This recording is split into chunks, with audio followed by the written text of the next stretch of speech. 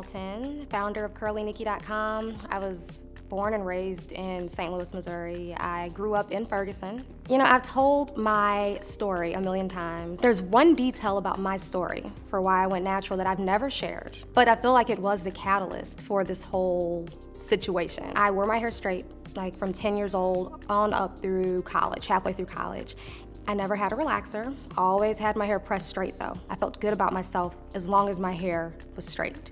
Get to college, very little town, no mall, no black salon, and I had never washed my own hair, conditioned, done anything to it. I met a guy, first day of college. His name was Gene, and he was my boyfriend, and he's now my husband, and he would drive me to and from St. Louis like every month, every 2 months to get my hair pressed out. One particular weekend, after we got back from St. Louis, I went to Walmart, the only store in town, and I bought a conditioner and a shampoo, and I came back to our communal bathroom situation, and I did my own hair. And I got out of the shower, did not put any leave-in conditioner, oils, nothing. It was just my hair in all of its glory. I hated it. I absolutely hated to even see myself in the mirror. So I immediately went down to my then boyfriend, husband's dorm. He could tell that I was struggling, and he pulled me to the side, and he was like, "You're a psychology major. You should see that this is not good. Like, you are beautiful and you're smart.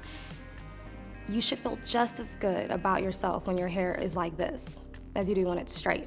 And I didn't want to hear it, you know, I was not ready. But that was the bomb. Like, that was the catalyst that pushed me into experimenting and, you know, trying to accept like my whole self, including my hair. I decided to make the bold move to become a natural hair blogger. You know, women in general have a difficult time accepting themselves, their natural beauty, and that's all races, you know. But Black women, we have a very particular plight, you know, because of the society that we live in. Our hair is not seen as attractive in its natural state. I believe that websites, you know, like CurlyNikki.com and the communities that we've built, it's helping not just women, but young girls accept their hair. When I started Curly Nikki, like in my mission statement, it states that natural hair is glamorous, you know? And I think the world is seeing that, at least, you know, Black women know.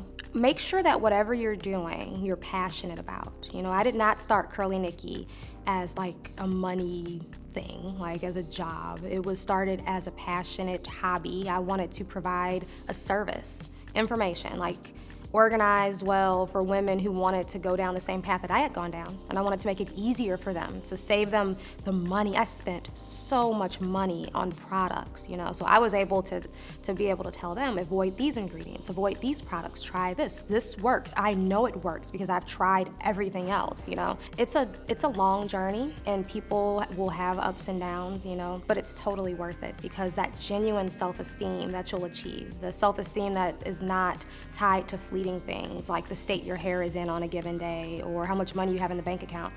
That's the whole goal of this movement, so that you can be versatile and accept yourself for who you are. It was definitely fate. Like, I always tell people I did not choose to become a natural hair blogger. Like, this life chose me, you know, with everything that has transpired with me in the last 10 years, becoming a psychotherapist, working with women from like ages 18 to 34, dealing with body image issues. I was supposed to be doing this, and to be able to do it on such a large scale, you know, it's a blessing. It does not feel like work, not even 6 years later. I've been doing this for 6 years, and it does not feel like work. As we move into these colder months, my #1 tip for naturals everywhere is to moisturize your situation at every single styling session. No matter what, every single time you do your hair, you need to deep condition it and/or do a pre-poo treatment with some coconut oil to keep the moisture in your hair. That way, in between styling sessions, you don't have to re-moisturize if necessary. You do not have to apply extra layers of oil. Your hair will be moisturized from the inside out. It's way effective, and you'll love the results. I'm Nikki Walton, and I've made my bold move. When are you gonna make yours?